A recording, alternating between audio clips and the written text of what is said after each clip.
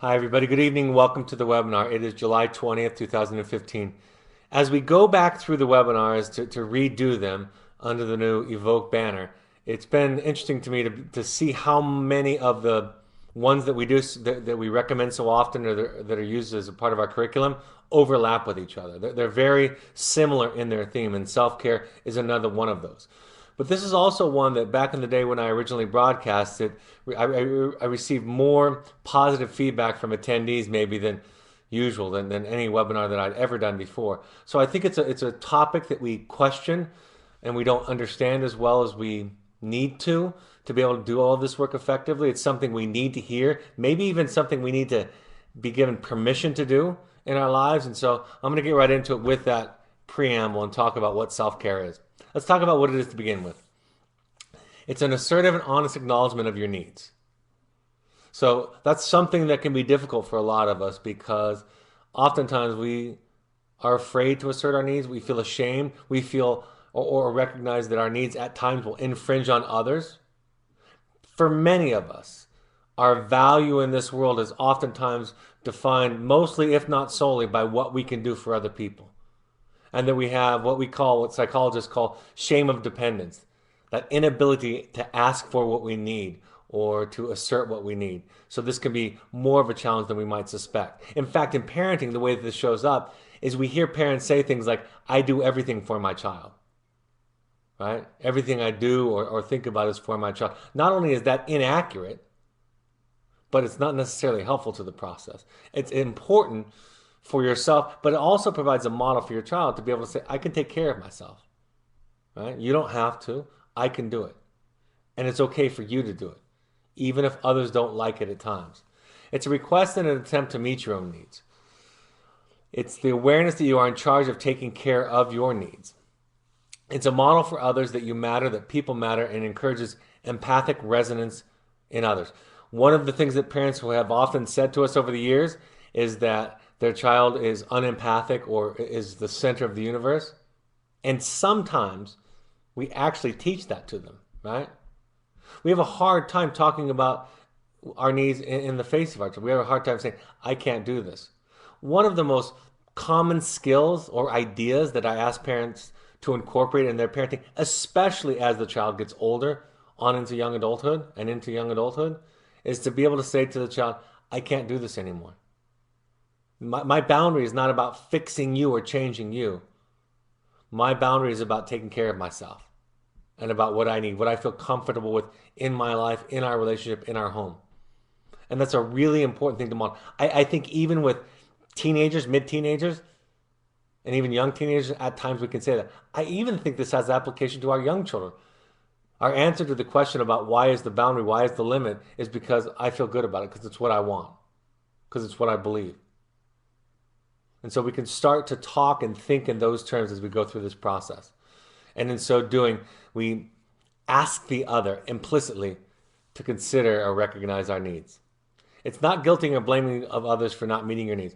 Oftentimes in codependency and in this process of parenting children who struggle, oftentimes we get angry at the fact that we're unhappy, that our needs aren't getting met through them, right? We're asking them sometimes overtly to take care of us instead of saying, I'm going to take this stand, I'm going to make sure that I take care of myself in this process. We ask instead and say, I can't sleep because you're not doing well, I'm not happy, right? I'm not eating. My relationships are a mess. We blame the other for how we're doing, how we're functioning, how we're faring in this world. And that burden is something they don't need to take care of. And it doesn't work effectively in our lives. I mean, that's an important thing. I'm going to talk about why do this. But it really does start with, it provides us the most complete sense of ourselves. And from that place, from having a more complete and whole sense of self, I can then be there for you. I can then see your needs clearly. I can then separate out what I need for me in this relationship and what I want for you in this relationship in terms of a child. So part of it gives us the foundation for all of the rest of our parenting decisions and relationships. It's not getting your needs met through the other. And that might be one of the closer phrases for defining codependency. It takes great courage to ask this fundamental question. What am I asking of this other that I ought to be doing for myself? If, for example, I am asking the other to be mindful of my self-esteem, uh, I have a project waiting unaddressed. If I am expecting the other to be a good parent or to take care of me, then I have not grown up. If I am expecting the other to spare me the rigor and terror of living my own journey, then I have abdicated from the chief task and most worthy reason for my incarnation on this earth. And this is from one of my favorite books, The Eden Project. It's more about our relationships with our partners and with our spouses, but I think that there's application here. And he talks about this idea that we look for others to complete us, right? And while that sounds romantic and it sounds like a nice line out of a movie, fundamentally it's not intimacy, it's not health, it's not a strength in a relationship. And that doesn't mean that there's not compromise. That doesn't mean that there's not consideration and compassion. In fact, it is only when we do this can those things be authentic in our relationships. Can those things then be something that we give, that we allow ourselves to transform in parenting or in our partnerships? So it's incredibly important to understand how our relationship with ourselves affects our relationship with the other and our relationship with their problems. Those are the three questions that I always talk about. And going on, Dr. Hollis says, Mahatma Gandhi once remarked, "A coward is incapable of exhibiting love. It is the prerogative of the brave. Projection, fusion, going home is easy. Loving another's otherness is heroic. If we really love the other as other, we have heroically taken on the responsibility for our own individuation, our own journey. This heroism may properly be called love." And that, people think that when I use the word in the title of my book, The Heroic Journey, the parent who's on a heroic journey, that they think that I'm talking about something wonderful and great, right? Somebody doing something maybe so sacrificial that it catapults them to this position of a hero. But really, it's this work that we do inside that is the heroic work. It's this work where we fight off our own internal demons, right? And which are often masked or covered or shrouded in shame and guilt and fear. It's when we fight those things from our own histories, from our own past, that we then become heroic. And a heroic person has an amazing capacity to be there for the other person. In this case, what we're talking about is the children. Let's talk about what self-care looks like, some examples. Sometimes it looks like rest and relaxation. One of the tongue-in-cheek assignments that my therapist gives me at the end of our sessions is she says to me, "I want you to go home and stare at the wall for the weekend." And she knows that I have a hard time not doing. I have a hard time not being productive. And so being able to stare at the wall is this symbolic moment of it's okay to just take care of yourself in this life, in this process. You're still okay. You're still wanted. You're still appealing if you're not doing something for somebody or producing something. It can look like a vacation, staring at the wall. Exercise, right? If we're starting to demonstrate positive self-care towards our body, oftentimes that's evidence that we're feeding ourselves, right? We're being responsible for ourselves, for everything about us. Other indulgences like getting a massage, a nice dinner, special events, dates, things like that, things that we can do for ourselves. Going to therapy is a great example of self-care. I think for myself as a therapist, and I've said this on these webinars over the years many times, that I've never known a great or gifted therapist who has not done a significant amount of their own work or is continually in therapy. I just don't see it. It is a job where I'm supposed to be there for the client, right? It's not about me feeling good about fixing people. That's for me, right? It's not about me feeling like I'm better than I'm the expert. So it's an ego inflation. It's none of that stuff. That's all me driven. The therapist is supposed to be something entirely different. The therapist is supposed to be there for the other person. And to be there for the other person, I got to find somebody who can be there for me, right? I got to find somebody that I can go for an hour a week and talk to about anything I want to. I can complain. I can nag. I can do anything I want. I can be a victim. I can be my horrible, rotten self. That's the phrasing she used. I can be there for me. And when I can do that, when I can find that self each week and reconnect to it, then I'm much more capable of providing that something for the other. Hobbies, reading, TV. I use TV because it's a good example that we oftentimes associate with somebody doing nothing, being mindless. And part of this process is that we just get to take care of ourselves in these ways. And none of these ways are overtly destructive or negative. It's time without judgment. It's doing something without judging myself for it. I don't have to complete or achieve anything. Going to the doctor, going to the dentist, cleaning. What advice would you give somebody else if you were encouraging them to take care of themselves? It's those types of things. It's self-advocacy and assertion. And sometimes I talk about this. Sometimes my work is so fulfilling that one of the things I've realized, I don't apologize for the fact that I like to work. It actually is. Now, if I lose balance in any of these areas, right? If I lose balance, then I start to fall into the category, the definition of addiction, right? But part of this is most of us struggle with too much balance on the other side, right? We find ourselves not taking care of ourselves. If my job is stressing me out, if I feel resentful, then it's not taking care of me then. If I love to write or I love to think or I love to read at work and somehow that's fulfilling me, I've learned to not feel guilty for loving those parts of my job. And I'll say something else about self-advocacy and assertion. And this is the most, although I won't get specific, this is the most personal thing that I can share. I realized a few years ago, I realized that the people around me, it wasn't their job to take care of me. That I had to make some difficult decisions to take care of myself. And I was resentful of the people around me in certain circumstances, that they weren't stepping in to defend me, that they weren't stepping in to advocate for me, to stand up for me in certain situations. And then I realized after a while, that's not their job. That's my job. And I've got to do something for myself, and it's going to be scary because I'm going to feel afraid. I'm going to feel shame, some guilt. I'm going to feel alone. And I've got to figure out how to do that. So why self-care? It fills you up in order to give. If you're starving, if you're not well fed, you cannot provide for your children. There's this idea that we find love of self by loving others, right? There's this idea that we can give service to others. And by so doing, we can get a sense of happiness and joy. And that can happen.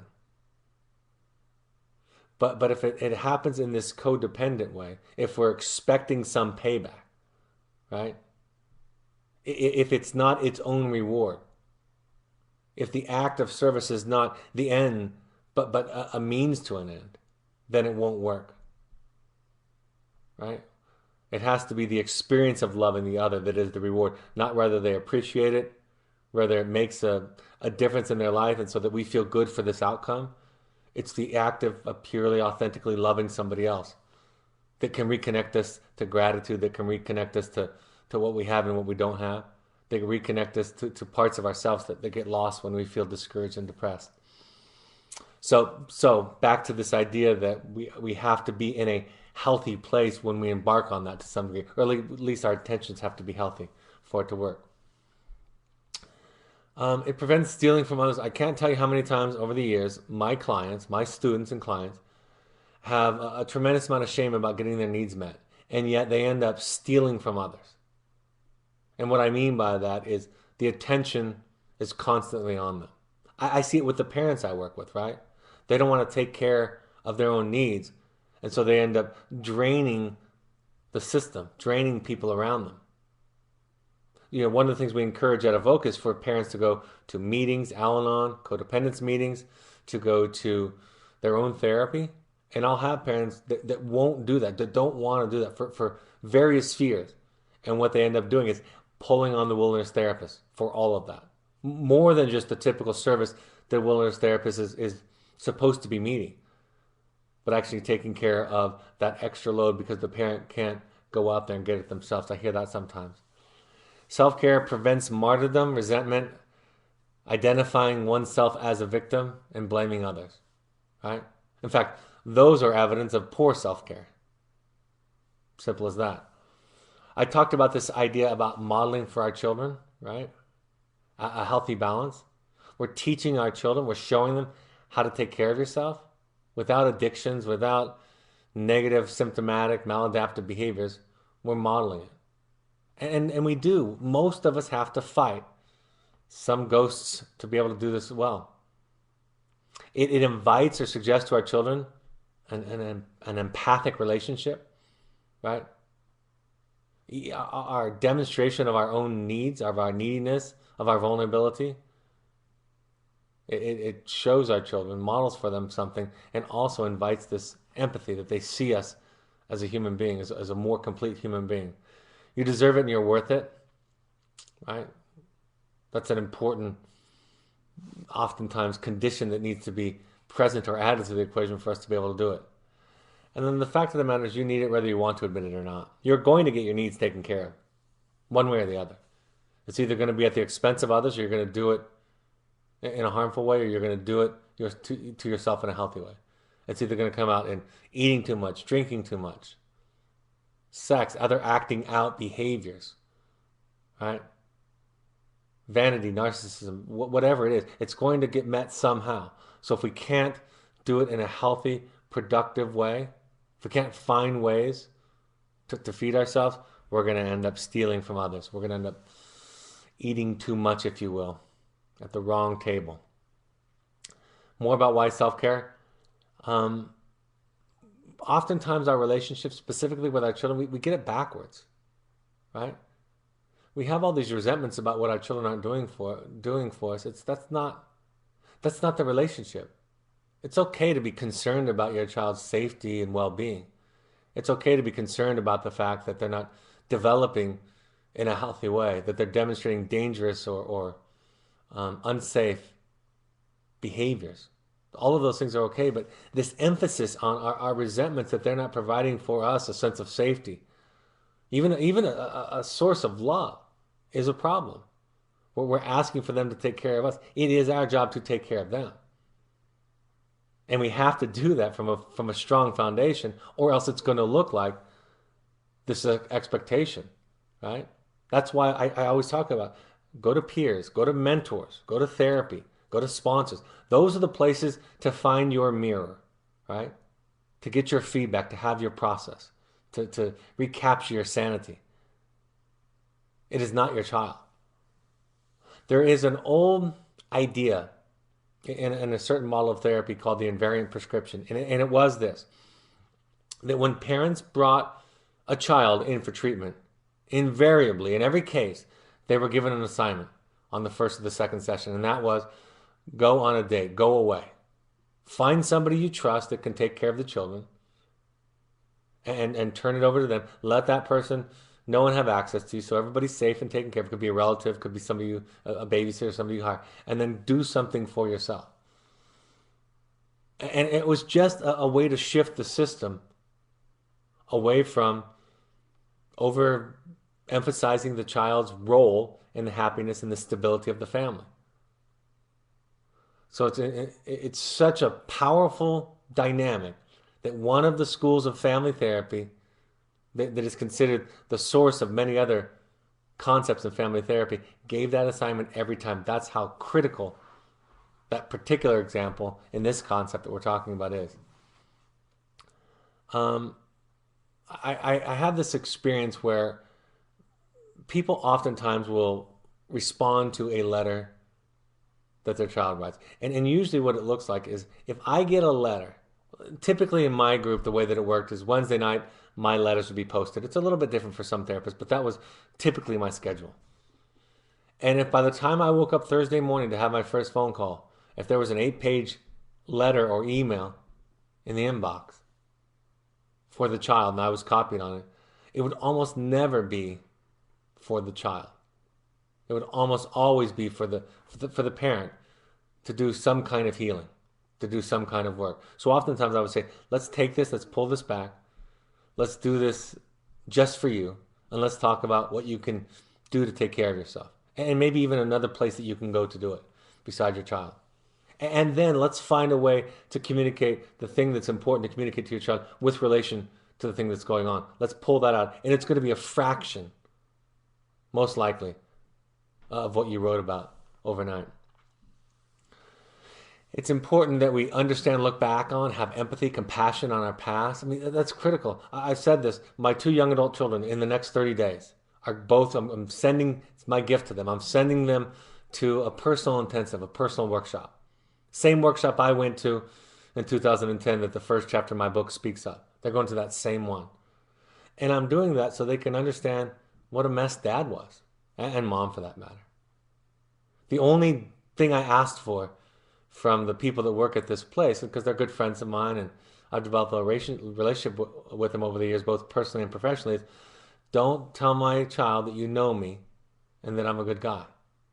Because they need to have their own experience. They need to figure out dad's craziness and pull themselves apart from it. And understand and have compassion why they have the proclivities that they have. And we all need to do that. That's our work. And it's not blame, and we're not, in fact, we're empowered by this. We're clear about this. We're not looking to excuse ourselves or abdicate responsibility. We're looking to understand, why do I tend to do this? Why do I tend to get in relationships that look like this? Oh, I can see my role. I can see the system. I can see the context that I grew up in. I can see where it makes sense. And I can see why it feels so wrong for me sometimes to do the right thing.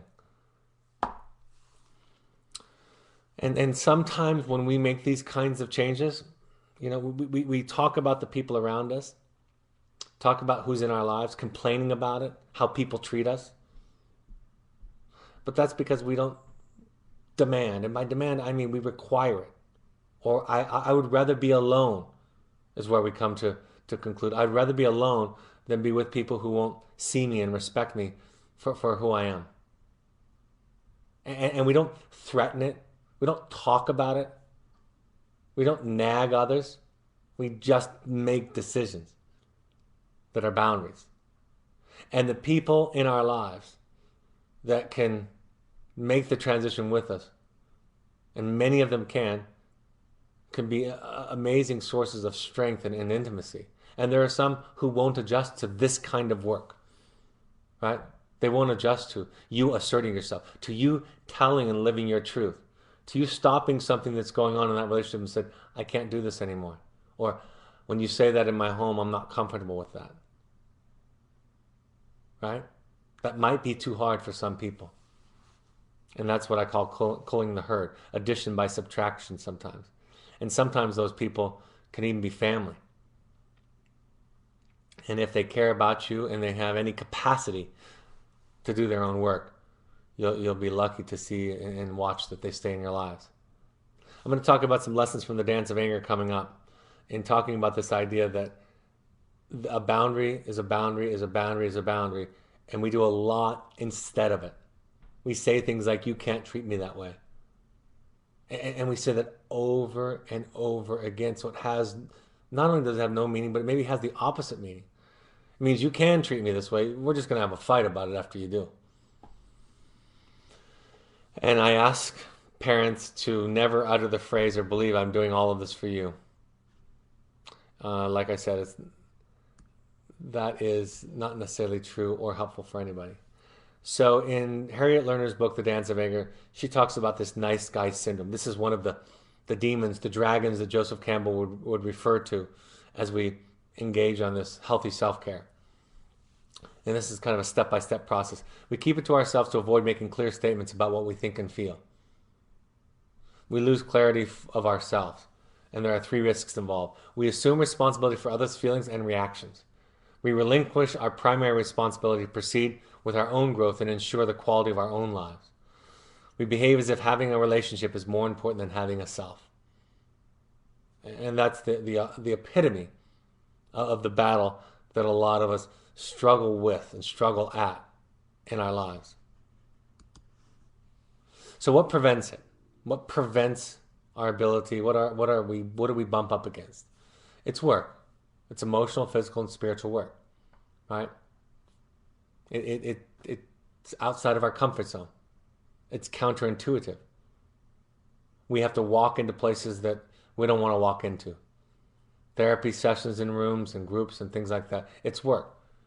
And we would rather oftentimes stay miserable and stay the victim and blame other people for how happy our lives are, how satisfying our lives are, even as a parent. We bump up against guilt, shame, and anxiety. We're often taught at a young age that to need is to be undesirable. I use this example. It's from a book called Uncovering Shame. And it's this idea of the shame of dependence. That when we, excuse me, when we describe a child, if I were to say to you that my brother, newborn baby, has a really good baby, she's a really good baby, what would I be describing? I would be describing a baby. You would know what I'd be describing. That's language that we use. I'd be describing a baby that doesn't cry and that doesn't demonstrate a lot of neediness. So from birth, our needs are oftentimes shamed. And oftentimes for a parent, what happens is this. When I can't take care of your need, and your needs might be great, and you might have some uniquenesses that are very challenging to many people, and I might not be able to respond to them. What I will do is I will call you selfish. Right? Instead of talking about how I'm doing, how I'm feeling, what I feel adequate about, what I'm capable of doing, instead of owning that, I'll talk about it in terms of your needs, being selfish in this process. So that's part of how we get conditioned in our lives, and we start to believe that. And more subtly than that, even the frown on a parent's face, the tears in a parent's eye, the frustration on their brow, unconsciously is interpreted by the child as, oh, something about me is bad. This need that I'm expressing is bad. We are taught that selfishness is wrong, bad, and ugly. It's a word, selfish is a word that I tried to eradicate from my vocabulary when talking to my children, when talking in therapy. I think it says more about me than it does about you. I think it's a projection. I think it's intended to shame others. Our parents and others pass on their sense of inadequacy to meet our needs as pathology in us. And that's what I was just describing, right? Our parents and others pass on their sense of inadequacy to meet our needs as pathology or problems in us, right? He's a difficult child. She's a difficult child. Not I am struggling. I don't know what to do. This is beyond my capacity, my ability. I have some limitations that I'm bumping up against. We don't say those things. We talk about the other. We talk about in our partnership. We don't say to our spouse or partner, I feel inadequate. We say, you're a jerk, right? You did something wrong. We don't talk about our feelings in the process. We don't know how to do it. We haven't had any models. We don't know that it's okay. All of those things, kind of things presented. We meet our needs through others, the core of codependency, by seeing our value, worth, and meaning in relation to the other. We treat the other as a means to an end rather than an end. One of her anecdotes from the book of Dance of Anger, one of the best books I've ever read on boundaries and really extending that to healthy care, healthy self-care is easy. She gives the example of somebody early on in her book who complained that her husband wouldn't support her going to one of Harriet Lerner's workshops. She was actually angry at Harriet for the implication that she could do this if she wanted to. And then blamed her husband, blamed Harriet, blamed everybody because she wasn't able to take a stand. She didn't have the resources internally to take care of herself. And this is the pattern that Harriet describes, Dr. Lerner describes. She submits to unfair circumstances. She does not feel in control of her life. She does not effectively address the real issues at hand. She sacrifices her own growth to bolster and protect her husband. She preserves the status quo in her marriage at the expense of her own self. She avoids testing how much flexibility her marriage has to tolerate change on her part. She feels helpless and powerless. She turns anger into tears. She gets a headache. She does not like herself. She believes that she had behaved badly. In fact, her husband tells her this when she threw some sort of a tantrum when he wouldn't let her go. And so I go through this pattern because this is not obvious to us, especially when it's us. It's a little bit more obvious to us when it's somebody else, but this is not obvious to us, that we're going through life as victims and blaming and waiting for others to take care of us. And strangely enough, We do it with our children, not just with our partners. I love the conclusion in one of the anecdotes in her book where a woman, a grown woman, finally decides to set a boundary with her aging father, finds herself being extended more and more and has to take care of herself and her children and her current family. And she came to this conclusion: no matter how long I'm in therapy, I'm still going to feel guilty if I say no. But if I keep saying yes, I'm going to feel angry. So if I'm going to change, I guess I will just have to learn to live with some guilt for a while. And that's where my idea comes from oftentimes, to do the right thing in our lives. We're going to have to learn to tolerate guilt. And it's going to be a whole new sensibility, a whole new paradigm. It's going to be frightening because we were taught and we believe that guilt tells us to do the right thing, that it reminds us of our morality. And if not for guilt, then how do we know what's right and wrong anymore? And there's another webinar on that, on guilt and shame. But that's why it's so challenging to us and we're so wired against it. So what are the take-home messages? Do it for you.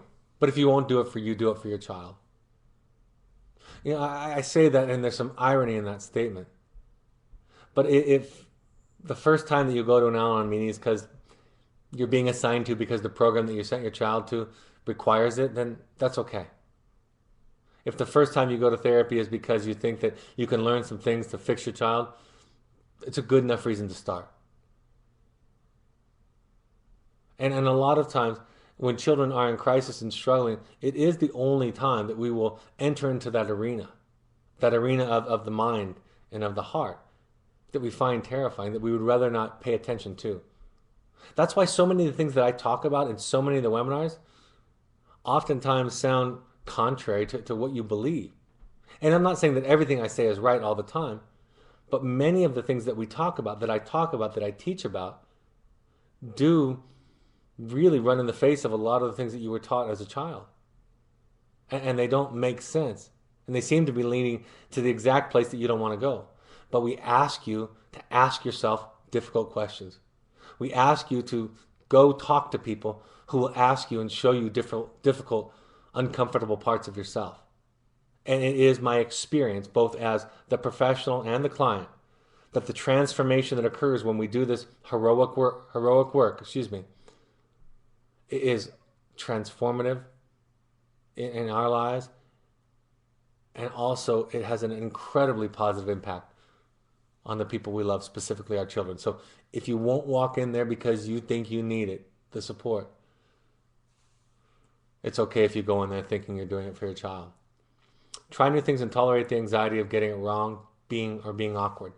Parents will say to me, it happens once about every 5 or 6 families, when I'll do some coaching or some redirecting of something they said in a letter or said on a phone call, I'll hear the parents actually use the phrase, "I don't want to get in trouble." And my response is that you're not in trouble. When I coach, it doesn't mean you're bad. When I teach something, when I correct something, it doesn't mean that you're bad or in trouble. But that's the paradigm, right? That's their childhood speaking. That's their context showing up.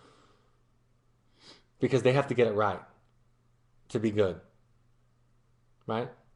And what gets in the way of us as parents seeing our stuff and being able to do it is we have to be right and good, right? That's our context. That's what our context told us. And that's why it's so important to pay attention to Carl Jung when he says, I would rather be whole than good.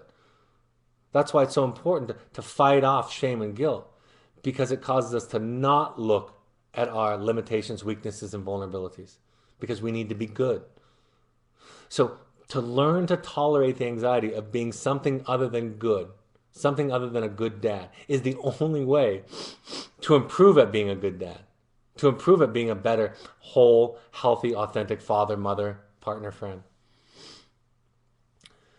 To learn to tolerate guilt, it is not your conscience speaking. I've said in our program that the debate is over. I've been having this debate with our clinicians for 10 years now. And they still want to hold on to this idea that conscience is this somewhat reliable source of good and bad and right and wrong, of morality in our lives. And I've given, and they've experienced thousands of examples where people have done the wrong thing because of guilt. So what I've said to our clinicians is the debate's over. We're not going to encourage or endorse guilt as a course of morality, as some place you go to find your moral bearing. We're going to teach people how to feel. And then when they feel, they can recognize it in others. And they can develop compassion and connection and sensitivity. We're going to act people to move to a place of acting out of courage and love of self that extends then to a love of others rather than out of a place of fear and guilt. Go to meetings. If not therapy and if not a retreat or an intensive. That's why we've started the intensives at Evoke, and I'm going to talk about that at the end tonight. They make a difference. And it's not about talking about your child. That is the question that we can frame a session around. But the thing that blocks you from your truth, from your authenticity, from your deepest self, from your strongest parenting position, that's the stuff that we'll work on. So at least go to meetings, if not therapy, if not going to a personal intensive or retreat. Do less, watch the paint dry, and don't work harder than your child. Again, when parents start talking about, when I hear parents working really hard at home, it's not that behavior that defines if there's a problem, a lack of balance in the relationship. But what it causes me to ask myself and the parent is, why are you doing that? And if you're doing it so your child will get better, it's not going to work. And your child's going to feel like an object. If you're doing it to prove something to your child, if you stop drinking, your child's an alcoholic, you stop drinking so he or she won't drink, you're missing the point. If you stop drinking because you don't feel good about your drinking, great.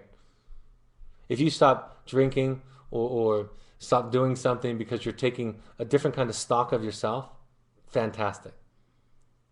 But if you're doing it for the child, you're setting up a dynamic of expectations, of planned resentments, as they say. And you're not really doing it for its own reward. And that's manipulation. And they can feel that, spoken or not. They can feel that.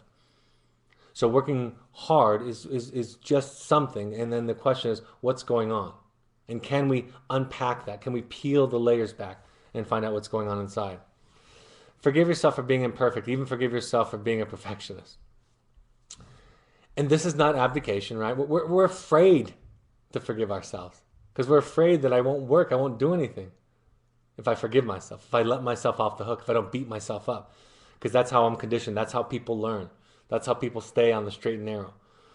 So again, this is inviting a different kind of sensibility, a different paradigm, a different way of being in this universe, being in relationship to yourself and everybody around you. And it's not from a place of guilt and shame and blame and punishment. It's from a place of authenticity and courage and love. And forgiving yourself is one of the great gifts that you can give to your child, because if you forgive yourself, you start parenting them instead of yourself through them. And then ask yourself, are you in balance? Right? Are you finding balance internally? Or are you asking for others to provide that balance for you? That sense of safety and that sense of well-being. So, again, this is an invitation. This isn't the end. This is an invitation to do this work, to be committed to it.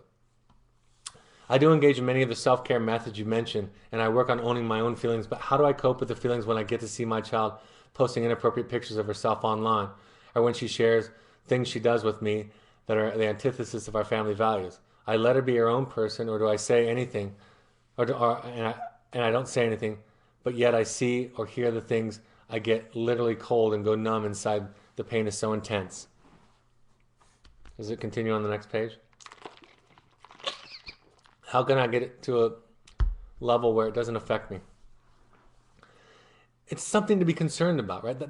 Those things are evidence that something in her is broken. That's what it is, right? It's evidence that something is not working for her. That's what those things are. And that's something to be concerned on, and that's something to act on. So it's not that it doesn't affect you, it's that it doesn't paralyze or blind you.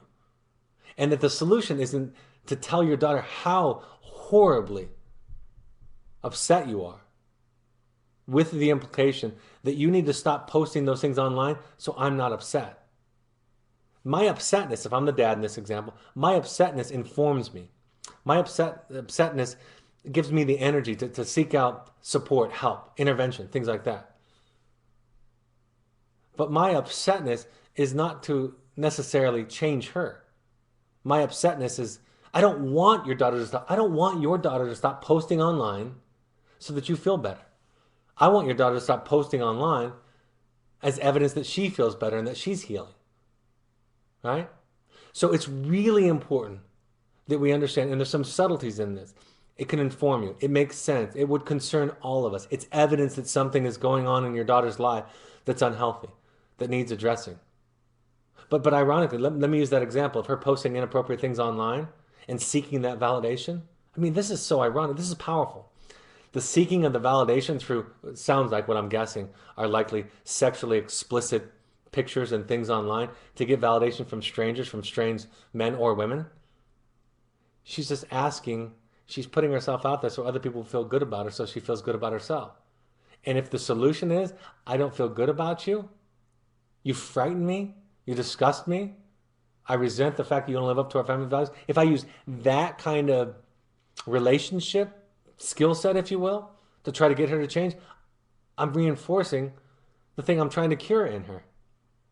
So we have to find a place to not let our terror, to not let our fear, our horrible reaction and thought, we have to process that somewhere, right?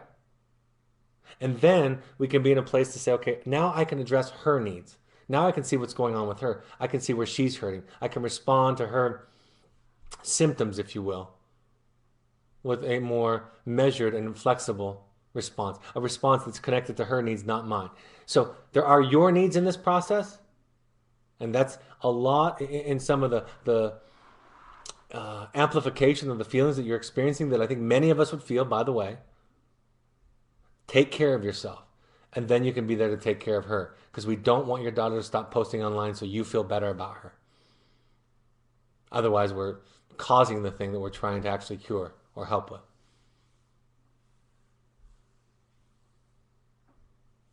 Thank you for tonight's topic. I will be rewatching this soon. Self-care was talked about at Onsite, but never this clearly. I used to think it was just a spa day, etc. Yeah. I know it's one of those things. It's like a lot of things that we talk about. It's hard to define, and more stories and examples and a different way of looking at it helps us to understand it. So let me go over some things that I'm going to talk about. This is self-care. We ask all of our families to go to 6 meetings when the children are with us. Don't wait till the end. Go to these 6 meetings. That is our request. That is what our experience has told us helps families and systems the most, is these kind of things. Follow us on social media to keep up with inspiring quotes, ideas, links to new blogs when they come out. There's our blog there, to announcements from meetings and so forth. Pictures. Here's my book, The Journey of the Heroic Parent. Talked about it. Parents want me to remind the rest of you that it's available on Audible and CD purchase. You can go to the Parent Alumni Foundation page to find my book and really most of the books that our therapists recommend to families, and 10% of the purchases there go to charities for people who can't afford their own treatment. Parent support groups coming up. I'll be last weekend in New York City, either that Thursday before it or that Sunday. I was thinking about doing Sunday. I'm going to be announcing that. I'll announce that by next webinar. I'll be on the North Shore of Chicago, the Lake Cook Road Courtyard Marriott. You can email Stephanie to let us know that you're coming there. We would like to have a good count there. So that'll be 7 to 9 on the 29th of this month. And here's the thing I'm talking about. We've had some great results from these, but they're slow to get going. This is one of the greatest things you can do for yourself and for your child in this process. And you don't have to be an Evoke family. In fact, you have friends that want to come. We won't talk about Evoke necessarily, right? It'll be your work. And that is the Heroic Journeys Family Intensive. This can be pre-intervention. This can be post-intervention. This can be during intervention. So that intensive will be on August 21st to the 24th. Again, contact Stephanie to sign up or for more questions. These are the last 3 that I know for sure that I'll be running. And then I'm training some others and they'll be running them. The Heroic Parenting Intensive, September 10th through the 13th. This is out in our oasis. A lot of looking at this stuff, personal work. We'll have about 8 or so parents. And then so you'll get to really close to them. We'll do some experiential activities, but it's a lot of work every day. Beautiful, wonderful setting. And then finding you. Finding you can be for any individual, including young adults. And again, these are, although they are under the Evoke umbrella, it's not necessarily associated with our wellness program. So you don't have to have a child. You don't have to have had a child. So far, that's been the case with our clients, but it's not necessarily a requirement of this process. So these are things that you can do. If you need financial assistance for some of these early ones, as we get started, let us know because we'll be flexible about that. So take advantage of that. Sign up soon. We hope that all of these are going to fill up soon. Here's a pursuits information, just a reminder for young adults. This is sober fun. You can go to our website and look for upcoming trips and explanations, and email us for questions about the pursuits adventures, 7 to 14-day adventures. All right, if there are other off-topic questions, happy to go to those. During aftercare placement, RTC Therapeutic Boarding School, have you ever had a parent move closer to the area to facilitate the face-to-face family therapy? We've had that. I've heard of that a few times, yes. Yes. I mean, if you have the capacity and the resources to temporarily buy a home close to the RTC, I'm thinking you have the capacity and resources to fly in as often as you need to. And be careful of that. Because again, the red flag that it raises, or yellow, I'll say orange flag, that it raises for me, is that are you doing too much to show the child, to prove to yourself, to the child, that you love and want to be close? Closeness is not about geography and proximity. Closeness is about the capacity of one to find and live their authentic self and to be present with the other's authentic self. That's what it is. That's why this experience of being pulled apart as a family often is the catalyst for people getting closer together. So be careful of that. And if you have those kinds of resources and flexibility, you can probably do just as well just to fly in. And if it's prohibitive, and that makes sense, but ask yourself, is there some other indirect need that you're trying to get met here?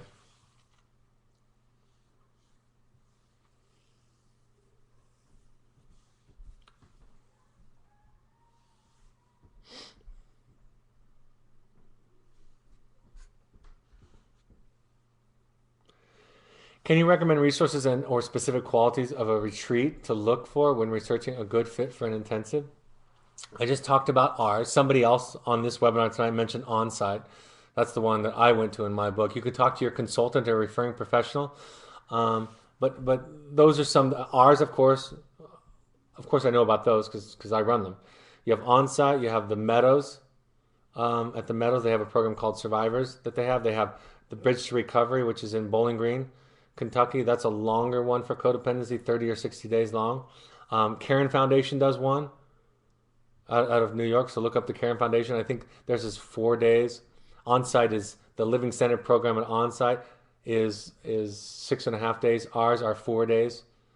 We also have a 6-day option that we'll have a couple of times a year. So the Meadows is 7 days. The Meadows, you don't live. It's not inpatient. You go during the day and then you come home. And I liked Onsite because I went there and I stayed there, and you turn in your cell phone. That's the same way it is with us. So those are some. Ask your referring professional, the people that you're working with who got you here. But those are some that I can just mention off the top of my head that I know of. And by the way, when you're talking to them, tell them, say the people at Evoke, Brad talked about it and recommended it. That will be helpful for you in the process. They know what that means and where that comes from. They have a lot of people attend a lot of these that work with us. I can't think of anything better for you to do to contribute to this process for your child than doing one of these. That's why we started them. Because it's the best thing that we know to do, that you have control over, that you can help. I'm struggling to deal with the idea of self-care with my own parents more than with my child, but I think it confuses me as a parent. Absolutely. Of course. And let me say it this way, and I don't know if this is my soapbox or just my passion. Those are probably pretty close together, right? The wiring in your brain, the literal neural pathways that have been established fight and resist what I'm talking about. And they came from your context, a lot from your parents, but from your entire context of childhood. And so struggling with it, if you're struggling, my response is good. That means you're doing some work. That means getting into therapy, talking to somebody. See, when you're in my office, if I'm your therapist, That is being out of your context. Because I'm going to have a reaction to your idiocies, to your mistakes, to your unproductiveness, to your selfishness that's very, very different than your parents. And when you can get out of that context and realize that way that you've been conditioned isn't necessarily the truth, it's very, very powerful. I had a father recently. This is very powerful. He was sharing with me about his young adult daughter who is going through serious addiction. And he came from a very moral, good, upstanding family. But he's beginning to question a lot of things in his life. And it's essentially this he's discovered.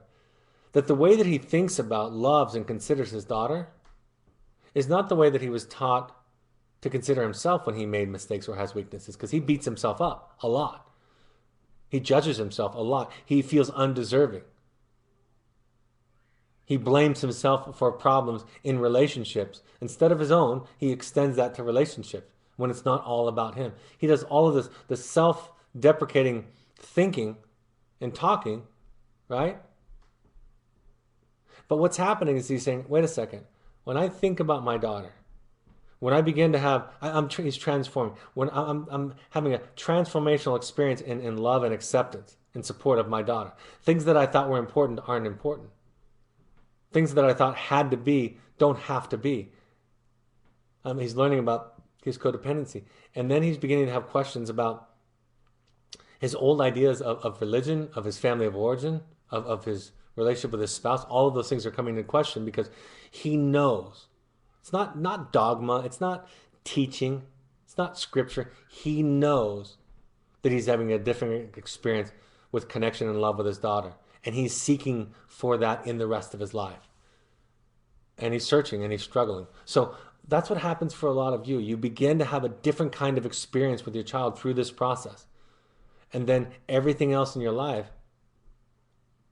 starts to become more obviously out of alignment with this new way of being. And you start to ask yourself questions, and you start to push, and you start to get outside your comfort zone. And like I always say, you begin to realize that this isn't about your child, that this is about you. And that the changes that are going on in your life change everything. And it's confusing, and that's why you need a guide, and you need some help, and you need somebody to talk to. My son has been diagnosed with processing disorder. Seems like a lot of kids in his RTC also have been given this label. Would you ever consider doing a webinar on this topic so that we could learn more? There doesn't seem to be a lot about this out there.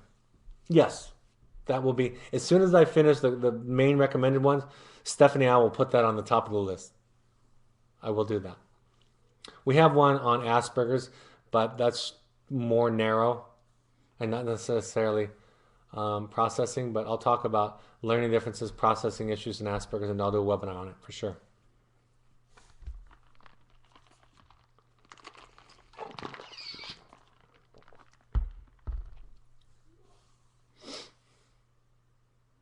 All right, that's all. Thanks, folks. I hope to see you at one of our upcoming intensives. And the next webinar is about something called containing. It's a clinical term. And what it really means is how do we create emotionally safe relationships, emotional safety in our relationships. That'll be this Wednesday, 6:30 p.m. Mountain Time. So that's about 48 hours from now. So I'll talk to you then. Have a great couple of days, and I hope these help. Take care. Bye-bye.